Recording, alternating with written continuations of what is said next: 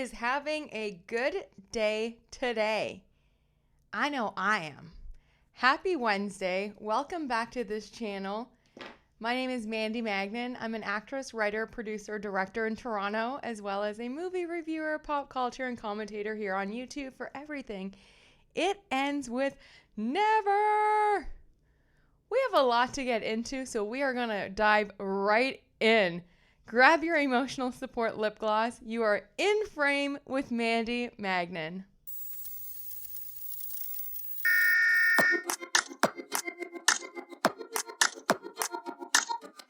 Congratulations to everyone in New York who is celebrating a big win for their Democratic leader yesterday, Mamdani, who is now voted mayor of New York.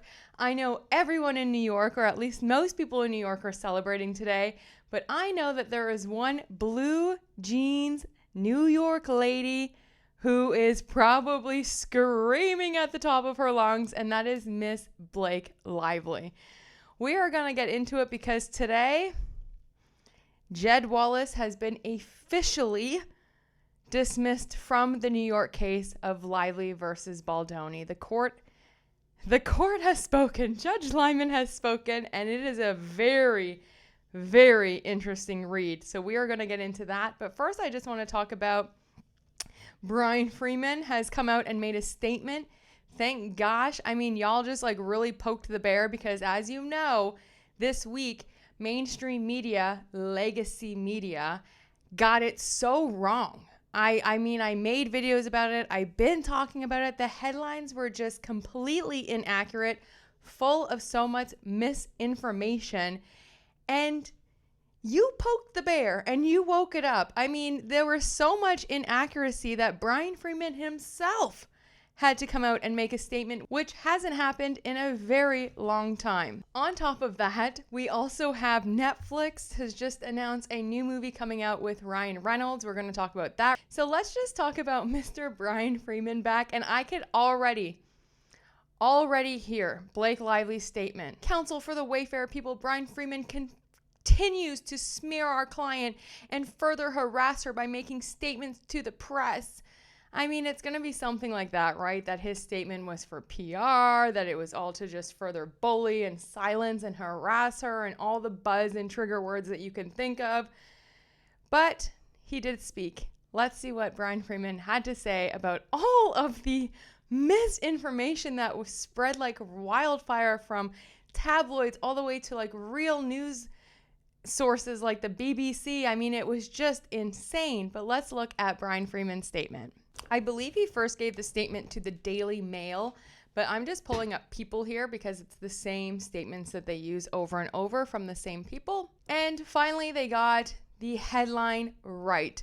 Justin Baldoni's lawyer fires back, explains why they chose not to amend the $400 million lawsuit against Blake Lively. They kind of missed a word here because they only have $400. They missed like the million, but anyway, we move on. I digress a lot. Bryan Freeman, in a statement shared with people and literally with everyone, that the truth regarding this case continuously and completely gets distorted in the media. Even something as simple as a procedural update has resulted in a total mischaracterization. At this point, we have to set the record straight. No deadlines were missed. Our clients chose not to amend their complaint to preserve appeal rights. In the meantime, we are focusing on Miss Lively's claims. We remain fully committed to pursuing the truth through every legal and factual avenue available and look forward to our day in court. And they kind of still like get it wrong because it just says at the bottom, I'm just like seeing it now, a document reviewed by People showed that Lively was the only one to respond, asking the judge to declare a final judgment and to keep his request for legal fees active, which the judge agreed to. But they don't say that this all had to do with the New York Times dismissal. It had nothing to do with Blake Lively. So again, missing the point. Just follow the content creators that read every single document and really follow exactly what's been going on day by day, because they're just looking for quick stories and honestly clickbait and still got it wrong. But Bryan Freeman, He's out. He's come back and he's had enough. Okay, enough of the misinformation. And now you just know, especially after Jed Wallace being dismissed today, Brian Freeman speaking to the media, making a statement, there's going to be a crash out. There's going to be a crash out from Blake Lively and Ryan Reynolds on social media. Wait for their PR spin. You're going to see them out in public being the perfect couple, the perfect this, everything's fine, everything's Gucci, everything's good. We're the best. Wait for it. Wait for it. So today on Twitter, at least, I saw that Netflix announced a new show coming with Ryan Reynolds. Let's take a look at that. The tweet said, Eloise is coming to Netflix. Amy Sherman Palladino will write and direct a new feature adaptation of the beloved children's book series starring newcomer May Schnack and Ryan Reynolds. Then they have all of their pictures there, and the comments are exactly what you would think they are. One commenter wrote, "Here for the comments about my favorite marketing mastermind. Big shout out to the production team. Just a friendly reminder that Ryan's true passion is rewriting everyone else's scripts." Ooh. Another user wrote, "Disgusting you have this man around children, knowing he forced his own children to say 100 times, and if she didn't feel comfortable, he would replace her. Are you kidding, Netflix?" I mean, they keep going. Ryan Reynolds would ruin this in every single way. You get it. But yeah. One user wrote, "Does Amy know she will end up in the basement? No thanks, Netflix. I can't watch that bully in anything. Hard pass." And it just, they're all like that. It just keeps going on and on and on. Not looking so good for Mr. Ryan Reynolds or Netflix at the moment. And today, while I was looking, on the Googler, on the little Google search, I think today they finally got some things right. And Leslie Sloan and B613 better be working overtime today to cover these headlines, because I'm not going to forget. Here they are. Now, this is just putting in Blake Lively's name. You can see the publications here. And yeah, they're saying it exactly how it is, at least today. But still not right. Like the Global News, that was from 2 days ago. So there's only a few people getting it kind of right today. But I mean, they're still writing on the thing that they wrote 2 days ago. I'm sure no one's going to retract. I mean, I did see that people removed their article that they got completely wrong with this headline.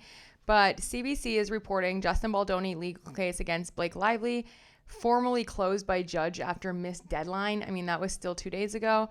But just in the last couple hours, Deadline has written Blake Lively's lawsuit against social media hired gun is tossed out again.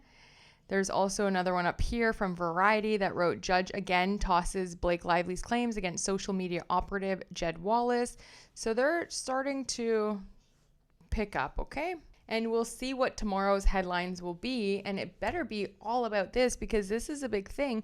But I'm still wondering why the mainstream media and this legacy media, they like to call themselves, how come they're not covering the fact that there is actual evidence now presented in court from Jennifer Abel's amended complaint that proved that Blake Lively was colluding with PR specialist Stephanie motherfucking Jones for a month before filing a fake lawsuit? I'm still waiting for that headline, because that shows intent. I mean, that shows that they were working together and they knew exactly what they were doing. And the way they acquired these otherwise illegal text messages from Jennifer Abel was a plan. There was a plan that these women did, I think also, of course, with Ryan Reynolds, but it wasn't ethical and it wasn't legal. So where's that headline? I'm still waiting for, the victim Blake to actually be held accountable for her own actions here. And the reason why we're here today is because she colluded with Stephanie motherfucking Jones. Hello. Let's piece it together here. But I don't think that they will ever write that until, it comes out and it's in court and everyone's going to be shocked. Like, oh my God, Blake Lively's a bad guy. Blake Lively, she did it. Oh my God. She had this master plan. Yes. What did you think? A lot of us already clocked it a long time ago that she wasn't telling the truth. Hello? It's her whole lawsuit is falling apart day by day by day. The house of cards is falling. And I am here for it. Because this is mayhem. This is nuts, okay? This is nuts. I want justice for every single Wayfair person, their wives, their family, their children. This has gone out of control, and it's all because Blake Lively couldn't handle bad PR for 2 weeks in August of 2024. Stephanie motherfucking Jones couldn't handle losing another client, so they got together and tried to really give one, pay back to Jen Abel for leaving, pay back for Justin Baldoni, pay back to everyone. Instead of taking a long, hard freaking look in the mirror and doing some work internally to be better human beings, they decided to seek revenge. Well, guess what? Karma is a bigger bitch than any of these women, and it's going to come back for them. Without any further ado, let's look into the dismissal of Jed Wallace. For time's sake, I kind of highlighted the most relevant parts. It is a 41-page document, but we'll just go through it. It's actually a really good read, and I feel like Judge Lyman he clocked her. And I like to see a good clock in, a little good look back, a little good sit down and be quiet to Miss Ezra Hudson and Michael Gottlieb, Blake Lively's lawyers, because they have been running rampant. It is wild and it's crazy what they've been doing in this litigation. It's crazy that Manap, Phelps, and Phillips were even involved in a fraudulent lawsuit with a fake sham subpoena. These lawyers, it's nice to have them, have them humbled a little bit. And congratulations to Jed Wallace for the second time being dismissed from this case. This just filed November 5th. It's an opinion and order from Judge Lyman.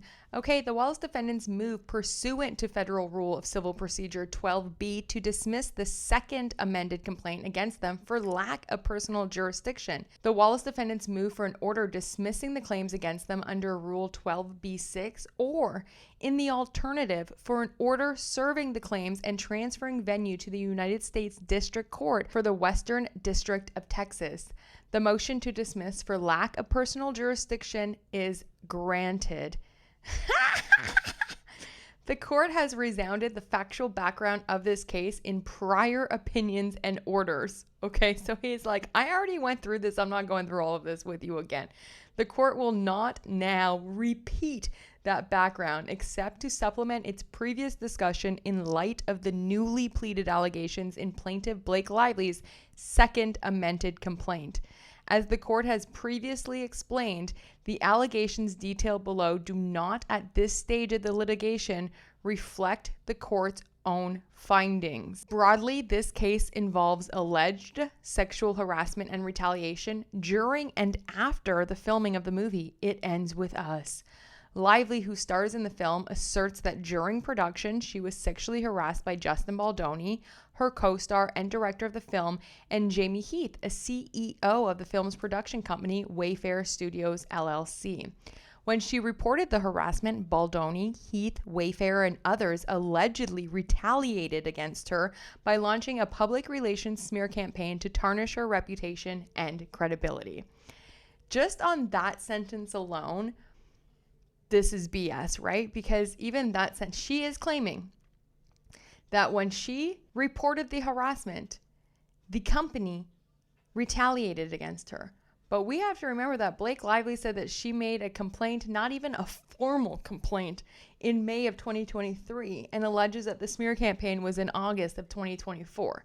So already I feel like it's going to get thrown out as soon as we get the actual judgment on the pleadings and summary judgment. But anyway, let's continue. Among the individuals allegedly involved in assisting Baldoni, Heath, and Wayfair with the smear campaign were Steve Sarowitz, co-chairman and founder of Wayfair, Melissa Nathan, a crisis management and communications professional who launched the agency group in January of 2024, non-parties Catherine Case and Brianna Butler-Coslow, 2 employees at TAG, Jennifer Abel, a public relations professional, and Wallace, a Texas-based public relations consultant offering crisis mitigation services, who owns and runs the public relations firm Street Relation. I guess it takes a village. In addition to those allegations detailed in the court's prior opinion and order, the SAC alleges that at least some of the Wayfair parties were in New York for press appearances in anticipation of the film's August 6, 2024 New York premiere, when they initiated contact with Wallace about retaining him to conduct an astroturfing campaign.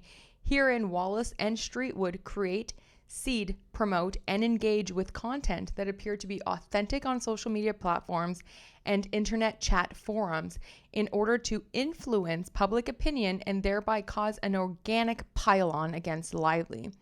While the Wayfair defendants were in New York during the lead up to the premiere, they also shared relevant information with Wallace about the public relations crisis, including Lively's allegations against Baldoni and Heath. Furthermore, they introduced Wallace to one another and formally retained him at a price of $30,000 per month for 3 months. Wallace almost immediately thereafter began completing work for the Wayfair parties. The SAC alleges that along with hiring Wallace, the Wayfair parties have further pursued their public strategy through frivolous litigation designed to create press attention, intimidate others from coming forward, and pressure Miss Lively to give up her claims.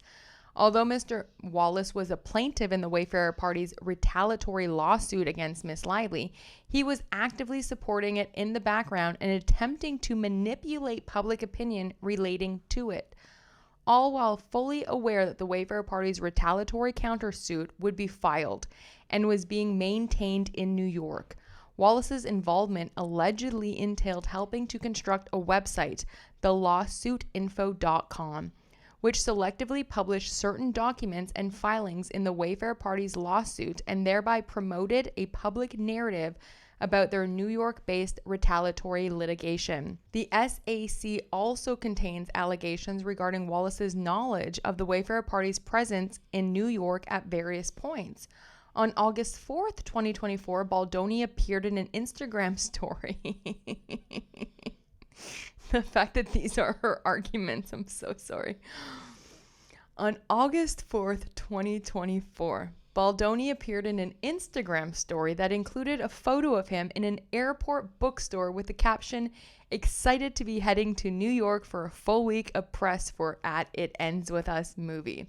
The SAC asserts that anyone engaged in even passive observation and analysis for the social media environment as it pertained to It Ends With Us would have been aware of the post. Moreover, it alleges that Wallace's communications with the Wayfair parties revealed that they were in a time zone 1 hour ahead of Wallace's location in Texas, indicating that they were in New York.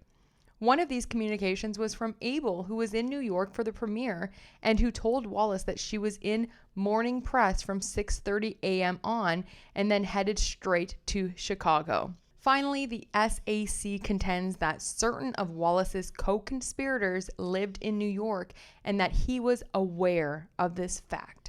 It states that given that he remained involved in closely coordinated work with the other defendants from early August of 2024, at least into early 2025, it is implausible that he would have not learned during that time and certainly prior to the filing of the retaliatory lawsuit and the construction of the related website that Case and Coslow were New York residents actively transacting business in New York on behalf of TAG and otherwise in order to perform numerous overt acts in furtherance of the conspiracy. The SAC further states that Mr. Wallace was also aware of his co-conspirators' residence in New York, including because he participated in several text message or signal chains with other phone numbers having New York-based area codes. And it likewise alleges that Nathan resided in Brooklyn, New York when she helped the Wayfair parties retain the Wallace defendants. In support of this allegation, the SAC cites a message Nathan sent to Abel wherein Nathan stated that Abel could have stayed at her apartment during the premiere of New York. In connection with their motion to dismiss for lack of personal jurisdiction, the Wallace defendants have included a declaration from Nathan in which she asserts, among other things, that she did not live in Brooklyn or anywhere else in New York during the period when Street was engaged by Wayfair, that she does not recall ever communicating with Wallace, Street, or anyone working on their behalf while living in New York during the Wallace defendants' engagement with Wayfair, and that she did not attend the film's New York premiere. Lively, for her part, has included a declaration with her memorandum of law in opposition to the motion to dismiss, purporting to demonstrate extensive phone communications between Wallace and Nathan on and after July 23rd, 2024. Procedural history. Most of this we kind of already know. Blake Lively filed her claim. Although Lively did not initially name Wallace or Street as defendants on December 31st, 2024, she filed an amended complaint doing so on February 18th, 2025.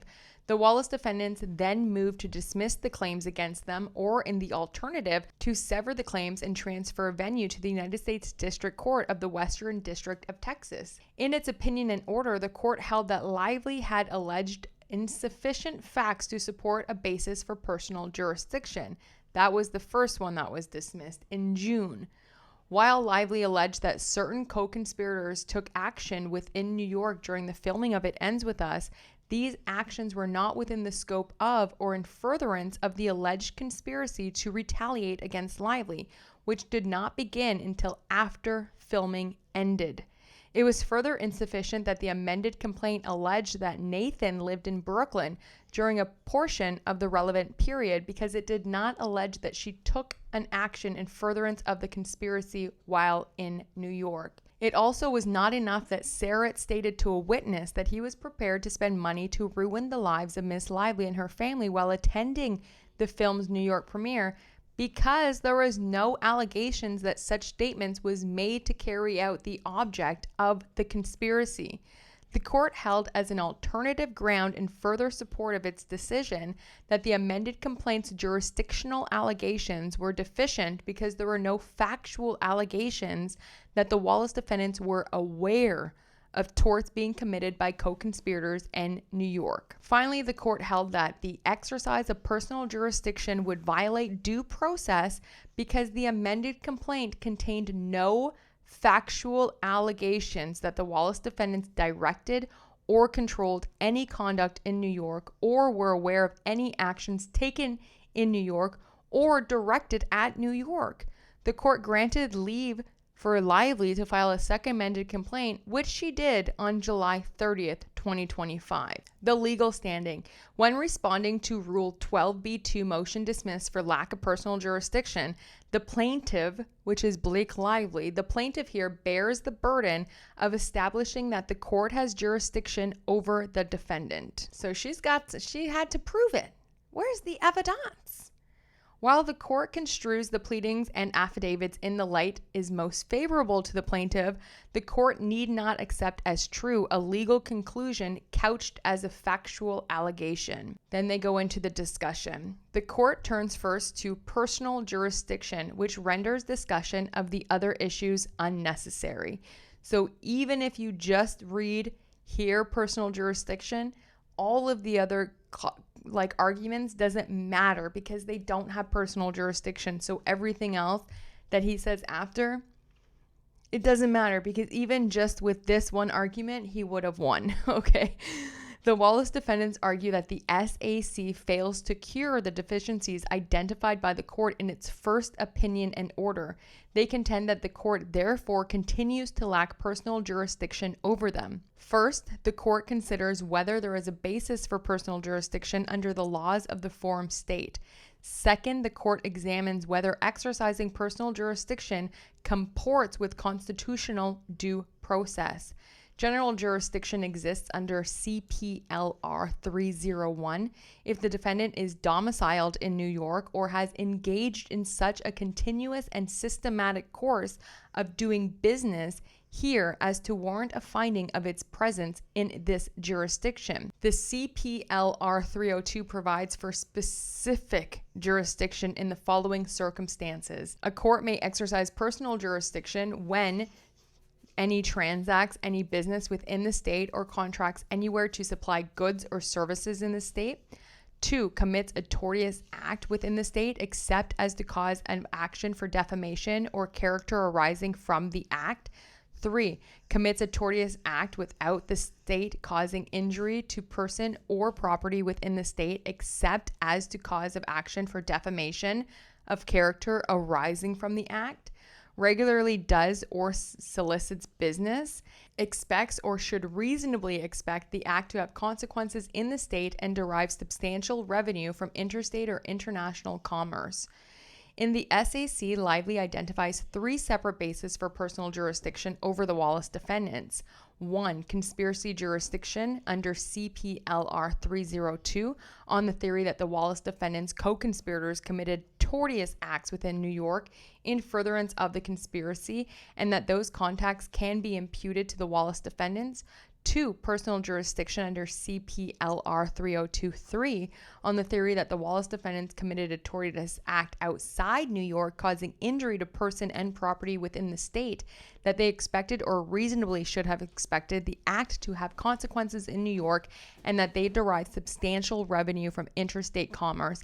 And 3, conspiracy jurisdiction under CPLR 302-1 on the theory that the Wallace defendants' co-conspirators transacted business within New York and that those contacts can imputed to the Wallace defendants. The court agrees with the Wallace defendants that Lively has failed to establish personal jurisdiction under any of these 3 theories. Section 302A2 of the CPLR provides for specific personal jurisdiction over a defendant who commits a tortious act within the state if the cause of action arises from the act. However, defamation claims are singled out for separate treatment to reflect the state's policy of preventing disproportionate restrictions of freedom of expression, noting that the defamation exception is intended to avoid unnecessary inhibitions of freedom of speech or the press. The defamation exception protects against situations in which, for example, national publications based in distant states are hailed into New York courts on a libel or defamation claim simply because the publications and accordingly the defamatory statements is available on a New York newsstand. Furthermore, by its plain language, the long-arm statute would not cover a non-domiciliary who enters the state for the sole purpose of making a defamatory statement. Crucially, the exception applies not only to those claims labeled defamation, but also to those sounding in defamation. New York law considers claims sounding in tort to be defamation claims where those causes of action seek damages only for injury to reputation, or where the entire injury complained by a plaintiff flows from the effect on his reputation. Because defamation, unlike most torts, is defined in terms of the injury, damage to reputation, and not in terms of the matter in which the injury is accomplished, courts have noted that the tort has a uniquely broad reach. Indeed, even where a plaintiff alleges business and other economic harms, so long as those harms all flow from the effect of one's reputation, the claim sounds in defamation. Noting that because loss of contracts and business relationships flowed from alleged reputational harms, the claims are in truth defamation claims. Then he does go over the laws that the court uses. That's the Morrison versus National Broadcasting Company, as to exactly what is and what is defamation and how do they use it and is it an injury to the reputation. And then he adds other federal cases as well that he's making this decision on. After all, the question is in all instances the same. What is the essence of a defamation claim? The well-established answer to that question is, at least in New York, injury to reputation. In keeping with these principles, courts have applied the long-arm statute's defamation exception and thereby declined to exercise personal jurisdiction over claims for, among other things, injurious falsehood, tortious interference with contractual relations, intentional and negligent infliction of emotional distress, and false advertising, trade libel and unfair and deceptive trade practices. Because the analysis turns on the nature of the allegations and injury and not the label given to the tort, courts must assess each claim on a case-by-case basis rather than as a categorical matter. For example, a claim for tortious interference with contract or prospective business relation sounds in defamation where the plaintiff alleges generalized harm to professional reputation. Even if the reputational harm results in some economic loss, but does not sound in defamation where a defendant is alleged to have specifically interceded with prospective employers to dissuade them from hiring an individual. In the latter instance, the plaintiff suffers loss of employment as a direct result of the defendant's intervening conduct with the employer rather than as an indirect result of general reputational harm set in motion by the defendant. Here, the Wallace defendants argue that Lively's two causes of actions against them, false light invasion of privacy and aiding and abetting harassment and retaliation, both sound in defamation and thus are exempted from CPLR 302 and 3. The court agrees that the essence of these claims in injury to reputation, that the claims therefore sound in defamation, and that personal jurisdiction accordingly may not be predicted under either section of the long-arm statute. Now, when it comes to false light invasion of privacy, turning to the first claim, false light invasion of privacy, the SAC, Blake Lively's complaint, alleges in relevant parts that defendants publicly disclosed information or material regarding plaintiff's marketing decisions, moral character, private life, and family which showed Miss Lively in a false light. Okay. The false light created by the disclosures of these defendants would be highly offensive and objectionable to a reasonable person in Miss Lively's position, in that it made Miss Lively the object of scorn, pity, ridicule, humiliation, and other suffering. These defendants knew the public disclosures would create a false impression about Miss Lively or acted with reckless disregard for the truth. As a direct and proximate result of the said publicity and false and misleading disclosures, Miss Lively sustained harm, including to her business and profession as well as her reputation. Further, Miss Lively has suffered and continues to suffer. Further, Miss Lively has suffered and continues to suffer from grief and anxiety as a result of the near overnight change in public sentiment regarding her reputation, work, and brands. As a further direct and proximate result of the said disclosures, Miss Lively has suffered loss of income and interference with future income.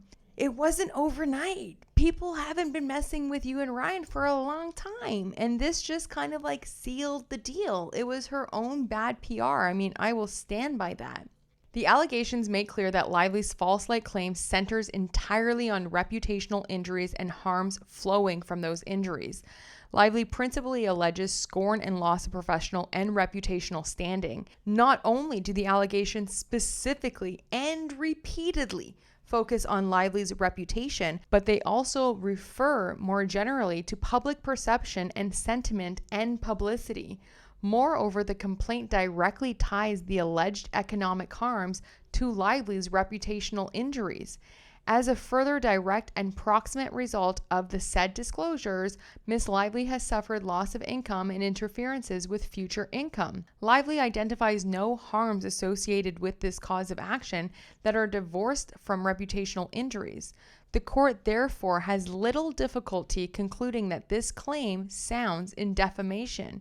And it is worth noting that both New York and Texas courts, right? Both of them. So Lively, if you're going over there now to Texas for Jed Wallace and you want to refile or reamend or whatever you're about to do in Texas, the judge wants you to know that New York and Texas courts reject false light tort entirely because it is largely duplicate of the defamation cause of action. Lively's arguments to the contrary are unpersuasive. For one, the cases she cites in support of her position all applied the defamation exception, holding that the defamation exception applied to claims that defendants had engaged in a smear campaign, even though the claims were not denominated defamation. Moreover, Lively asserts that because she has sought to premise her false light claims on any allegedly defamatory statements, her claim is generally not duplicative of an unpled defamation claim. But as previously explained, a plaintiff cannot avoid the defamation bar by the contrivance of not identifying any specific statements alleged to be defamatory, or by not challenging the truth of the injurious statement.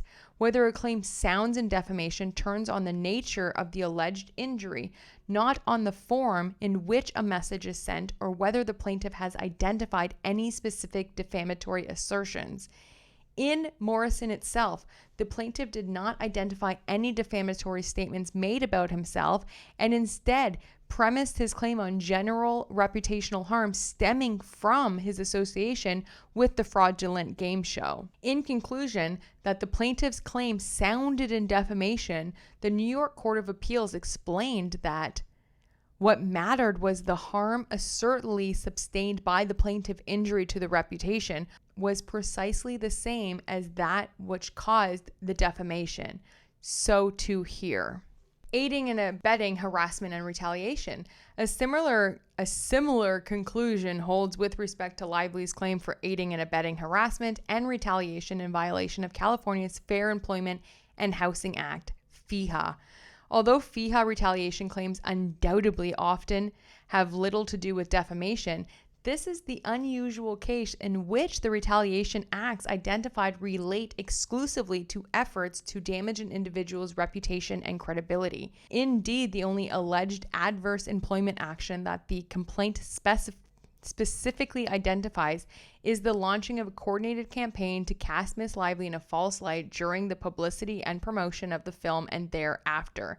Lively's FEHA retaliation claim thus falls on allegations regarding efforts to cast her in a false light, allegations which the court has already explained sound in defamation. The aiding and abetting section of the complaint further provides that defendants engaged in an astroturfing campaign to discredit and bury Miss Lively. These allegations likewise implicate exclusively reputational injuries and economic and emotional harms downstreams from those injuries.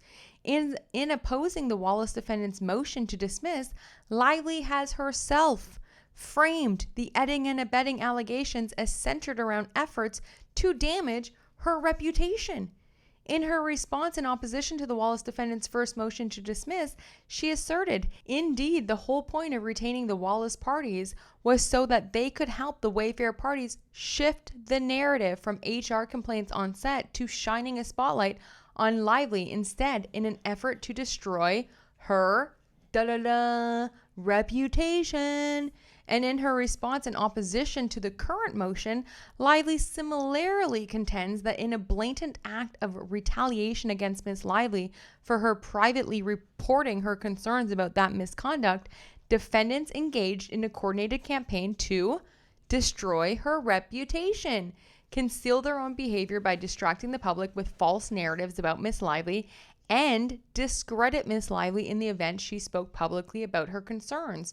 These harms all sound in defamation. Along similar lines, the SAC explicitly defines the retaliation scheme as an execution of a social manipulation plan, asserting that a relentless media influence and digital manipulation strategy remains at the heart of defendants' campaign.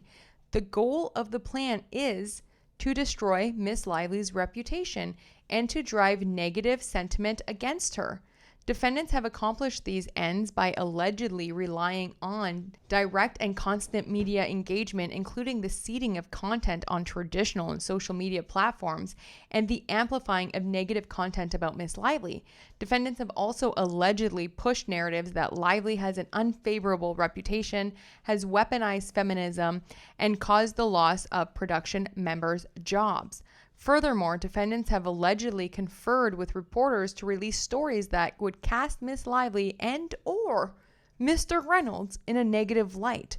alleging that defendants fed manufactured content to unwitting reporters, helping to make content go viral in order to influence public opinion and therefore cause an organic pylon. The fact that she's able to say that the Wayfair people have done that when we just saw the tabloids and the news and the media headlines the last 72 hours, unbelievable. We all know who's working PR, and no one works harder than Ryan Reynolds and Leslie Sloan, okay, to make sure that Ryan and Blake are seen as real good freaking people, okay? That must be a overtime, full-time job.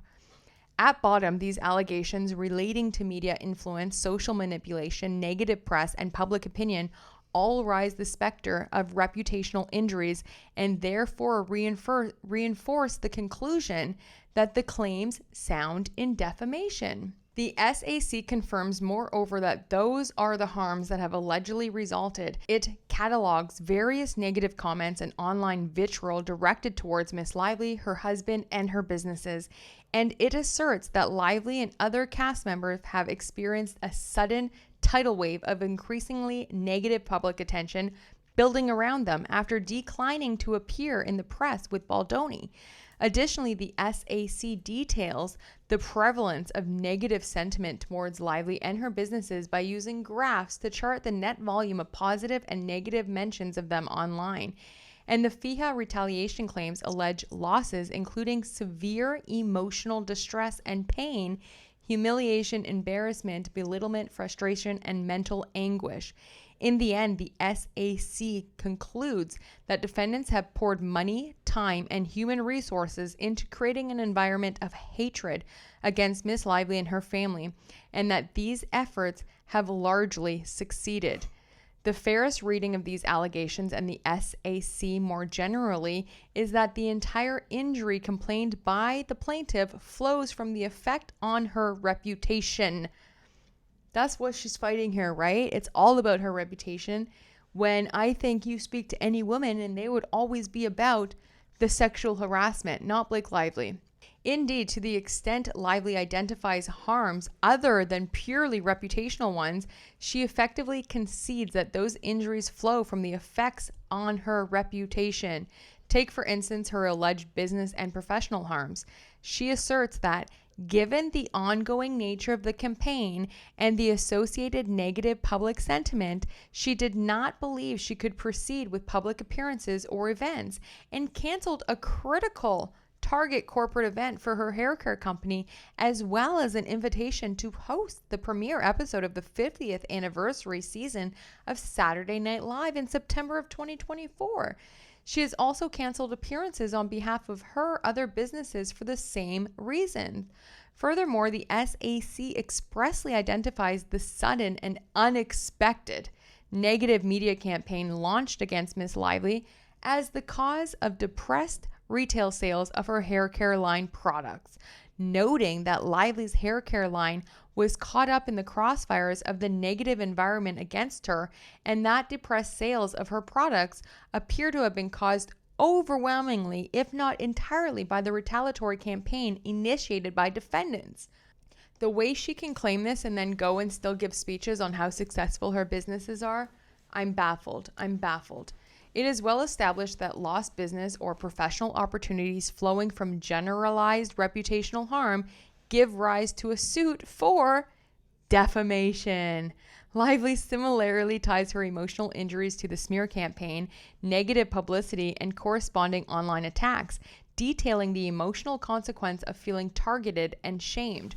Her case therefore resembles those in which courts have found that claims for intentional and negligent infliction of emotional distress sound in friggin' defamation. I mean, how many ways is he going to have to put it? To the extent Lively identifies harms stemming from defendant's lawsuit against her, which she asserts was retaliatory and frivolous, the harms she has pleaded are also ultimately reputational. The complaint alleges that defendants have further pursued their public strategy through frivolous litigation designed to create press attention, intimidate others from coming forward, and pressure Miss Lively to give up on her claims. Lively further alleges that defendants posted their cherry-picked receipts as filed in the lawsuit on a website for public view. In other words, although Mr. Wallace was not a plaintiff in the Wayfair party's retaliatory lawsuit against Miss Lively, he was actively supporting it in the background and attempting to manipulate public opinion relating to it, all while fully aware that the Wayfair party's retaliatory countersuit would be filed and was being maintained in New York. The unmistakable import of these allegations is that the lawsuit was intended to further the smear campaign, which in turn was designed to harm Lively reputationally. Lively has not identified or specifically pleaded any additional harm associated with the lawsuit. Courts have found that claims sound in defamation in similar circumstances. Here, as previously explained, Lively has not specifically identified or alleged any non-reputational injuries related to the two claims pleaded against the Wallace defendants. Lively's responses regarding her aiding and abetting claim, like those made in connection with her false light claim, miss the mark. She contends that aiding and abetting involved more than boosting negative narratives about Miss Lively on social media. It also involved providing advice and counsel to the Wayfair parties and strategizing with them on the conduct of the retaliation campaign. Activities that do not arguably sound in defamation, but are core aiding and abetting conduct in respective of the form that the retaliation took. Even if the Wallace defendants did provide advice, counsel, and strategic assistance to the Wayfair parties rather than simply boosting negative conduct online, the question remains: advice, counsel, and strategic assistance regarding what? Regarding what? What was he doing? The only answer to that question that Lively's filings and complaint reasonably suggest is advice regarding publicity, public relations, and the shaping of public perception. Indeed, the whole point of retaining the Wallace parties was so that they can help the Wayfair parties shift the narrative from HR complaints on set to shining a spotlight on Miss Lively's instead, in an effort to destroy her reputation. Lively's response also falters by focusing exclusively on the activities in question rather than the nature of the injury. As the court has already indicated, unlike most torts, defamation is defined in terms of the injury, damage to reputation, and not in terms of the manner in which the injury is accomplished. Lively has accordingly failed to carry her burden of establishing personal jurisdiction over the Wallace defendants under CPLR 302, 2, or 3. That conclusion is especially appropriate given that, unlike many other cases at the motion to dismiss stage, there has been extensive discovery in this case to date. Yeah, hello, where's the evidence? That's basically what he's saying. He's saying, oh, what's going on? Because there's been extensive discovery. So, hello, you still didn't prove nothing. Lively's memorandum of law asserting that since the court issued its July 16 opinion, Miss Lively has obtained discovery shedding light on when the Wallace defendants joined the conspiracy, their knowledge of their co-conspirators' New York-based activities, and their overall awareness of the co-conspirators' unlawful retaliatory objectives and conduct, which, although present, were previously sparse because the co-conspirators had done their best to make their activities untraceable. Then he goes into the last part of the CPLR 302, which is 1, which permits the court to exercise personal jurisdiction over anyone that actually doesn't live in New York and is just a person or through an agent that transacts business within New York or contracts anyone to supply goods or services. That's the next argument. This subsection contains two elements. Under the first, the plaintiff must show that the defendant transacted business within the state. Number 1. Number 2, under the second prong, the plaintiff must show that its causes of action arise from the defendant's transactions in New York. In notable contrast to CPLR 302, 2, and 3 and subsection 1, does not specifically exempt from its scope causes of action sounding in defamation. As the Second Circuit has explained, personal jurisdiction over claims sounding in defamation may be acquired under Section 302(1), even where it may not be acquired under the other prongs of the long-arm statute. That said, and consistent with the state's policy of preventing disproportionate restrictions of freedom of expression, courts construe transacts any business within the states more narrowly in defamation cases than they do in the context of other sorts of litigation.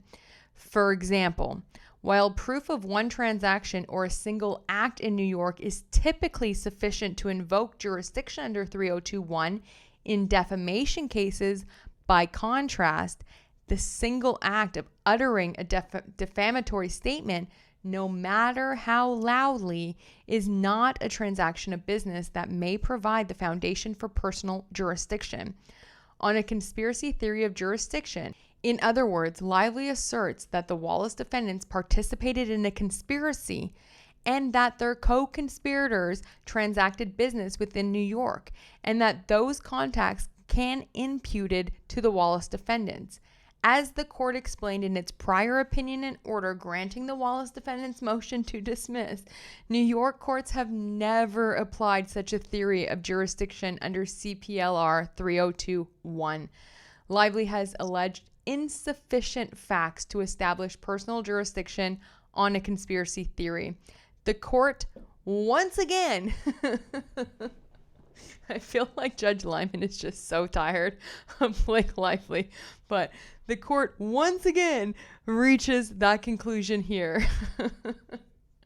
He then talks about what is considered, the transacting of business in New York, and that the defendants had an awareness that the activities were in New York, or that the activity of the co-conspirators in New York was to benefit the out-of-state conspirators, or that the co-conspirators acting in New York acted at the direction or under the control or at the request of the out-of-state defendant, which is what she's trying to say for Jed Wallace.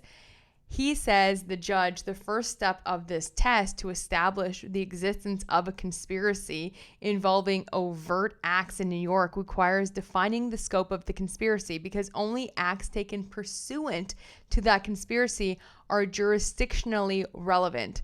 The second step, which concerns whether those overt acts can be imputed to a co-conspirator, requires, among other things, demonstrating that the in-state activity was to benefit out of the out-of-state co-conspirator and done at the direction or under the control or at the request of or on behalf of the out-of-state defendant. Lively cites several potential overt acts that she believes constitute transacting business within New York, and which she argues can be imputed to the Wallace defendants. But these acts all fail to establish personal jurisdiction. They do. Every single one, he says, under CPL 302(1), as they variously were not completed in furtherance of the conspiracy, do not constitute transacting business under the long-arm statute, were not done with the Wallace defendants' awareness that the conduct was being committed in New York, and rely on an improperly broad conception of conspiracy. First, Lively cites that the fact that at least Baldoni, Heath, and Abel were physically present in New York when the Wallace defendants were invited to join the conspiracy, as Lively puts it, a key element of the business that the co-conspirators transacted in New York was hiring the Wallace parties to launch a social attack against Miss Lively. Most tellingly, for the purpose of this motion, based on Mr. Wallace's sworn testimony and information obtained in discovery, it is clear that at least Mr. Baldoni, Mr. Heath, and Miss Abel were all physically present in New York promoting the film and responding to the perceived PR crisis that gave rise to the retaliation campaign when they recruited, met, and retained the Wallace defendants. In other words, not only did the co-conspirators take acts in furtherance of the conspiracy while physically present in New York, those acts included transacting business in New York and specifically hiring the Wallace defendants to assist in the retaliatory campaign from New York. As an initial matter, it is unclear whether Lively has sufficiently alleged that Wallace defendants were aware of their of their alleged co-conspirators present in New York at the time. Lively relies primarily on allegations that Wallace was retained to engage in observation and analysis of social media related to the film, and that certain social media posts, including one from Baldoni himself indicating that he was headed to New York. Lively also observes that certain co-conspirators replied to messages from an East Coast time zone. Even assuming, however, that Wallace was monitoring social media and assuming that he was doing so regularly, that still provides a weak basis for concluding that he was personally aware of the entire range of posts related to the film, including all of those from Justin Baldoni. Moreover, as the Wallace defendants point out, that certain messages came from the Eastern time zone hardly evinces that co-conspirators in New York as opposed to one of the other 22 states in that time zone.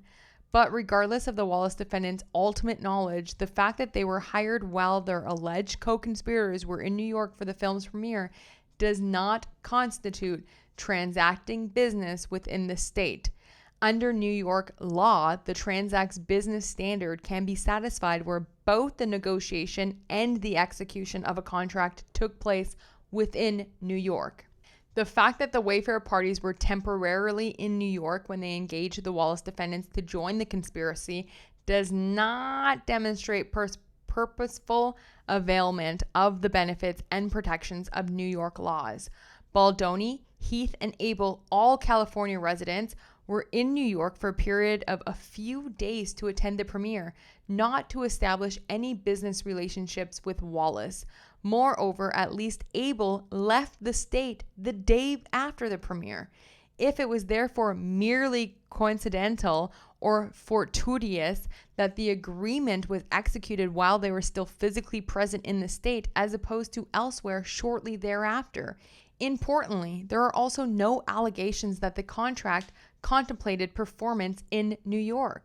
The complaint instead alleges that Wallace and Street are based in Texas and California, and that certain people working for them are based in Hawaii.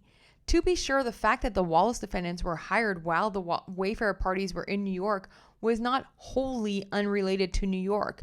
The premiere was in New York. Baldoni was in the state when he learned that his co-stars refused to appear alongside with him at the premiere, and that knowledge at least partially prompted Wallace's hiring. But simply some connection to New York is insufficient. And considering the circumstances, this was not fundamentally a New York business transaction. Rather, it was an agreement between out-of-state parties, two out-of-state parties to be clear, some of whom happened to be temporarily in the state, concerning out-of-state work. In her opposition papers, Lively states that as part of engaging the Wallace defendants' case, a New York resident then in New York shared all the info with Mr. Wallace. The SAC, however, does not allege that Case was then in New York. And even if it did, there are no allegations indicating that Wallace knew she was a New York resident, then in New York, such that her contacts could be imputed to him under a conspiracy theory of jurisdiction. The same goes for the SAC's allegations that Nathan maintained a residence in New York during portion of the relevant period when she helped Wayfair retain the Wallace defendants. Even if Nathan did maintain a residence in New York under the time of the premiere, and she has denied that she lived in the state at the time, the SAC alleges neither that she was physically present in New York when the Wallace defendants were retained, nor that the Wallace had any reason to believe she was. In fact, the SAC suggests the opposite, as Nathan apparently messaged Abel that Abel could have stayed at Nathan's apartment during the premiere. Nathan confirms in her declaration that she was not in New York for the premiere.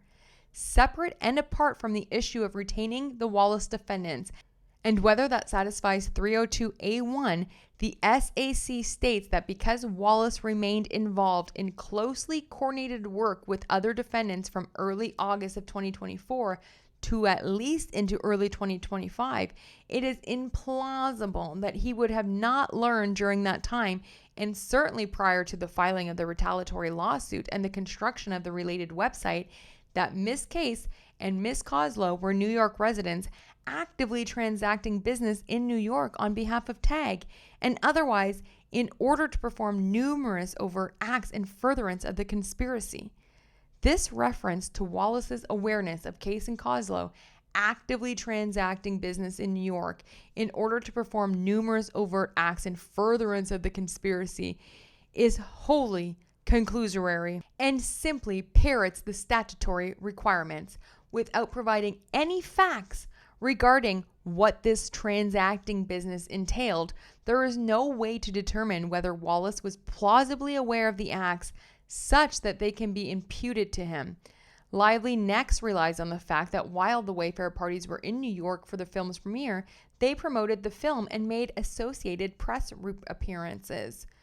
These contacts also failed to satisfy 302A1 under a conspiracy theory of jurisdiction, assuming arguendo that they might constitute transacting business under 302A1.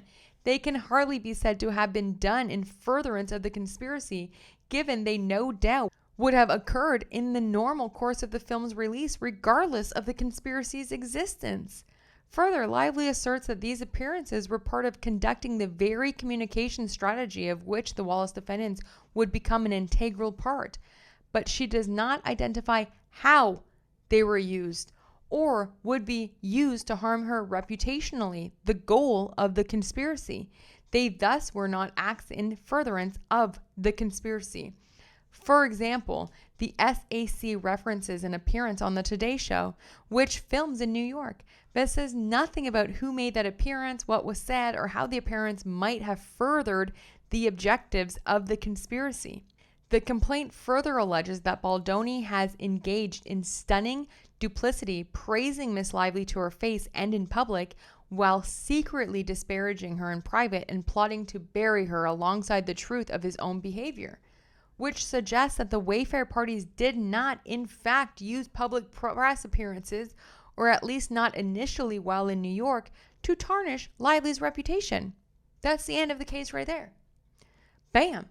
I love that he put that in, because how are you saying on one hand, oh, he's being so good to you in the press, oh, but yet he ruined your reputation, okay? He never said anything bad about Blake Lively this whole time. Because Lively has not alleged facts to support the interference that the Wayfair party's promotion of the film in New York was conducted in furtherance of this freaking conspiracy, she has also failed to demonstrate that her claims arise from those contacts, which 302(1)(a) separately requires. Shifting gears, Lively asserts that the Wallace defendants and others were involved in the creation of a website for public view designed to manipulate public opinion relating to the Wayfair party's allegedly retaliatory New York-based litigation. There is no allegation that this work was performed in New York. The argument instead seems to be that creating a website with information or statements about a New York-related subject matter and which is accessible in New York is enough to establish personal jurisdiction. It is not. And then he goes over a bunch of other cases and laws that do not have it, okay? That it's just that's not a part of it.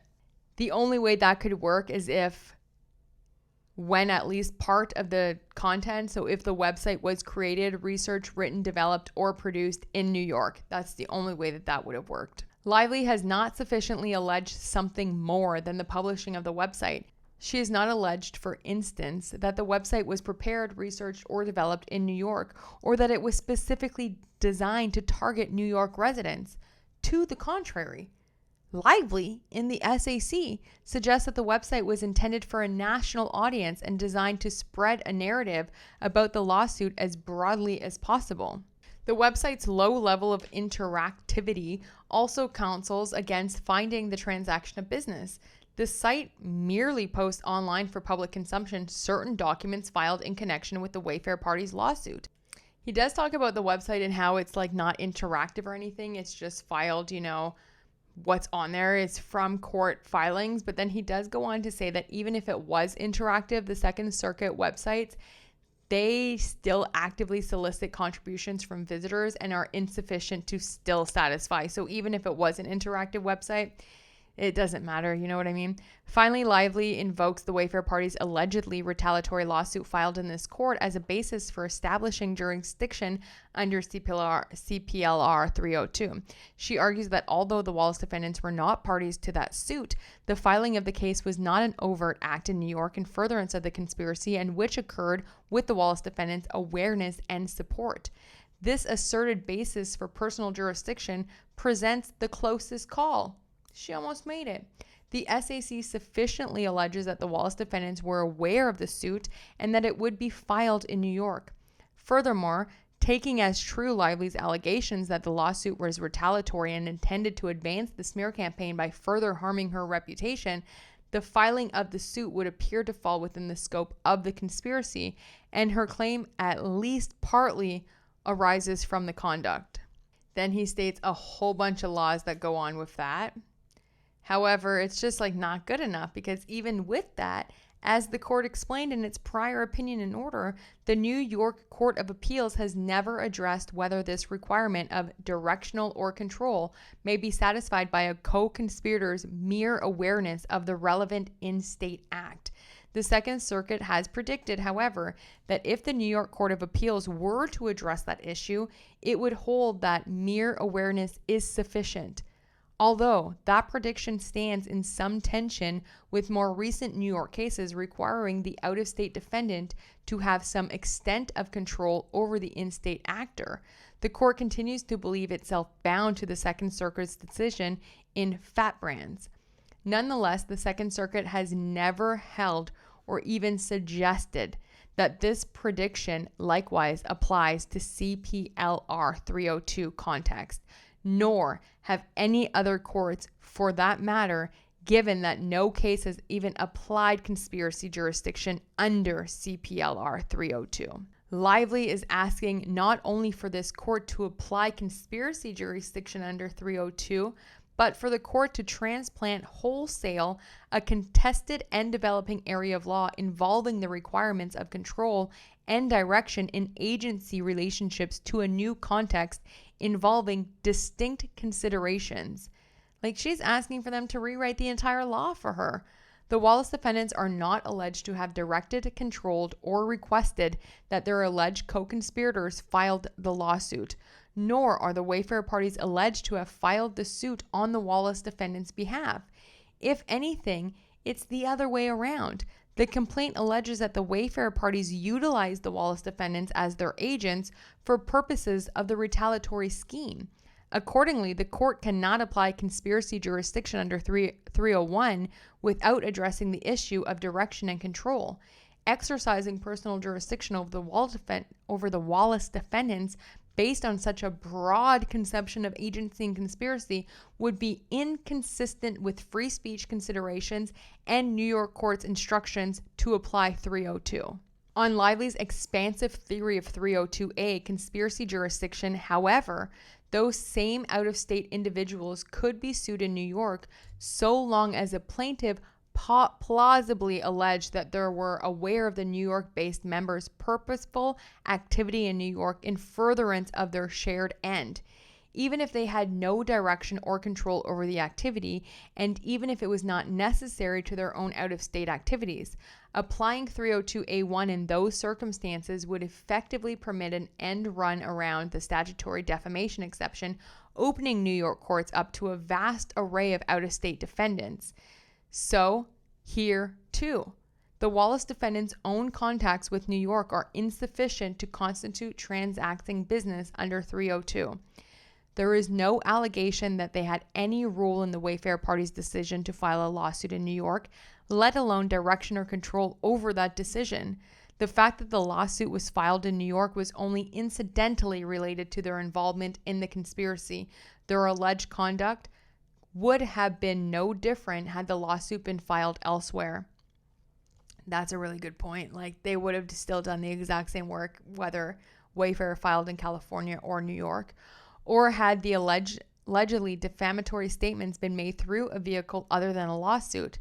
Yet, because the Wallace defendants were aware of the lawsuit, and because the lawsuit was one of the means of the conspiracy, even though not in which they were directly involved, they would be subjected to personal jurisdiction in that state. Such an approach would unjustifiably extend the intentment of the legislature to allow, in limited circumstances, the reach of this state's jurisdiction beyond its border in defamation cases.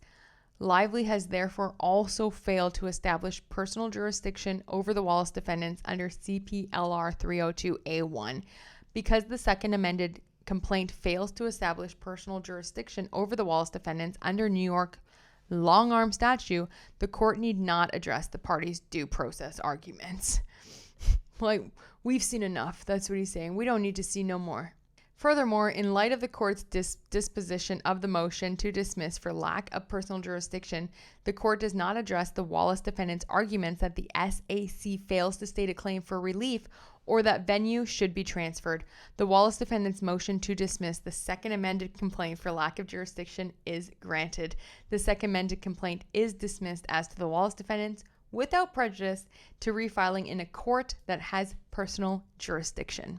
Congratulations, Jed Wallace. This is a big step, one of many. I can't wait to see what is next. But here we go. I mean, that's just one part of it. So that is a big win for Wallace, of course, and for the Wayfair defendants. In the next video coming up, I'm going to be going over Blake Lively's third amended disclosure, her initial disclosures. We went over them, I think, a few days ago. The second was filed. We've just unsealed.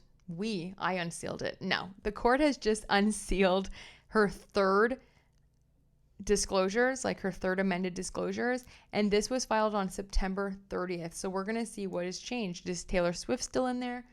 Who's in here now? So let's look at that. It'll be interesting to see if she still kept Jamie Heath's wife, Emily Baldoni, Justin Baldoni's wife. I mean, the people that she had in there in the last one that we went through was quite interesting. So in the next video, we're going to go over that. But it is a good day. Congratulations to New York, California. Detroit just elected their first woman mayor ever. I mean, there's a lot of good things happening. And for once today, waking up to some hope and some good news. It's been a little bit heavy and dark and kind of chaotic. And when you don't live in America and you're bombarded every day with the news and the propaganda and just the sheer hate and violence and everything that's been going on there for a long time, it was nice today. It was just nice to see that there's a glimmer of hope and that the people are standing up and they're also saying enough is enough. So that was really good. So congratulations to everyone in New York. And yeah, we'll see what's ahead. We'll see what's popping. But yeah, check me out in the next video. We'll go and we'll see who Blake Lively is bringing up as a witness. Let's look into that. But that was Jed Wallace. Congratulations, and thank you so much for being here.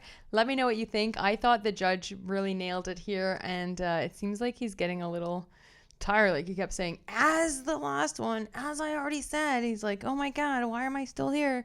But we'll see what happens anyway in the next couple days. I hope you're having a great hump day. I love you so much, and I'll talk to you soon. Bye.